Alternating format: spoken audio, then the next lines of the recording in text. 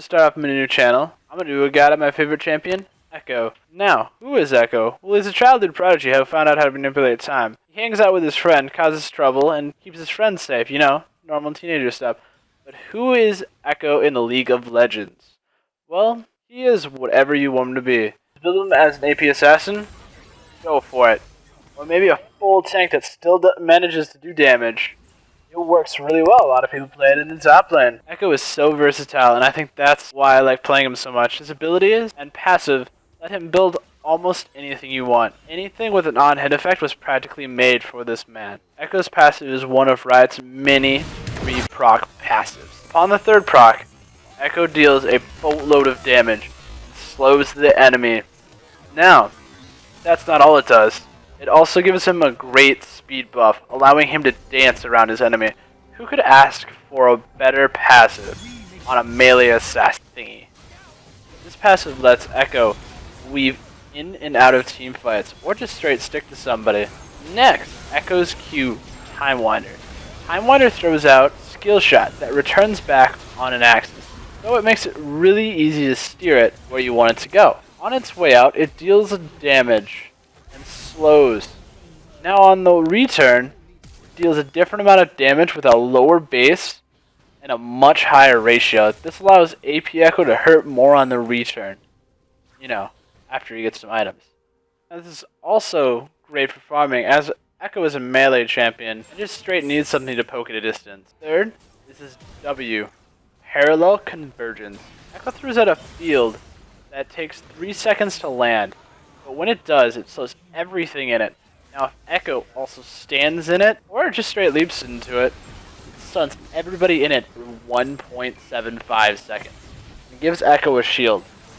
This lets full AP Ekko tank for a short while, but it falls off rather quickly. It only lasts about 2.5 seconds. So, it's a great way to jump in there and take a little damage and get out.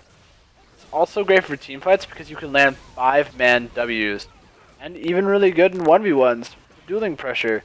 Give you a little bit of a shield. It's always great against any enemy. Now onto Phase Dive, which is Ekko's E. Ekko rolls in any direction and then leaps onto the next target. This is a great way for you to poke. This is a great way for you to proc the last hit of your passive, or straight go in with it and hit with the Q immediately afterwards. It'll help you proc passive super quickly. And it also will let you run away if need be. Lastly, the ability that makes Ekko Ekko is ult, Chrono Break. So, that thing that follows you across the map, that's you 4 seconds ago. That's where you go back to. So, when you activate Ekko's ult, he returns back to the shadow that's been following you the whole game, since level 6 at least, dealing massive amounts of AoE and giving him back a percentage of the health that he's lost in the last 4 seconds. This is a great way to put out a lot of damage in a team fight. Or just to save your life. It reverts you back 4 seconds, so it easily gets you out of a Z ult, a Veigar ult, or anything that's just straight up point click delete. Ekko can avoid it. So, now on to Runes and Masteries. So, the Runes and Masteries I use on AP Ekko mid are on the left. And even though I haven't talked much about it, I do play AD Ekko top quite a bit. AD Ekko's on the right. You may be thinking, what items should I run in Ekko? Well, I know I said that you could run pretty much everything, but there are better choices for item builds. Ekko benefits greatly from any Sheen item, so he's recommended on either AD top. If you want to jungle, go for it. I jungle Ekko every once in a while, it's pretty fun. Or even for Lich Bane on AP Ekko mid for that amazing amount of burst it gives you. The average top laner and mid laner builds are up there as well. I like building AP Bruiser Ekko though. And that's up there too. It's a healthy median. It honestly carried me out of bronze since nobody knows how to deal with it. You can easily get on to any ADC and you don't necessarily have to worry about anybody hurting you for a very short time. I mean, he's still rather squishy, but he's far less squishy than AP Assassin. I realized I completely forgot about Ekko Jungle. How dare me. Ekko Jungle Runes and Masteries are up there now. Ekko is fast, has CC, and deals bunch of damage, almost a boatload. He does deal a boatload, I don't know what I'm talking about.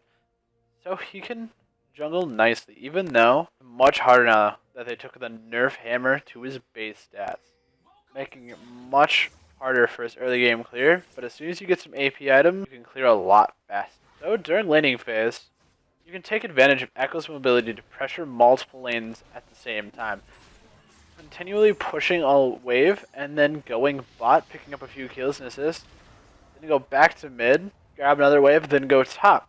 And you can repeat this process as much as you want. This is also why I run TP on Ekko top or mid, giving him even more map pressure. Outside of laning phase, Ekko is great for taking objectives, or adverting pressure so somebody else can push an objective. He is great in teamfights as well, as either AD or AP. If he is an AD tank, he just sticks to their ADC and peels for his team. They can't get him off. He's so tanky.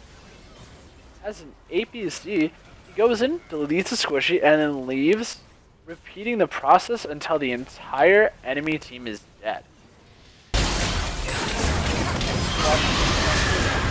So, there's nothing up to it.